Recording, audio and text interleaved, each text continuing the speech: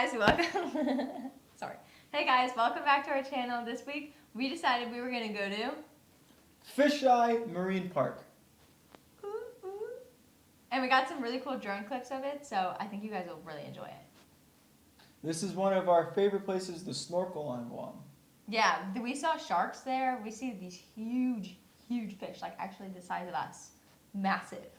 We highly recommend that you do bring some sort of food to chum if Fisheye is not open and they're not chumming the waters, because a ton of fish will come out. Like, we've brought popcorn, we've brought chips, we've brought Cheerios, we've brought plenty of things. So you can pretty much use whatever, as long as it's not poisonous to the fish, and they will love it. Okay, and here's the video. Okay.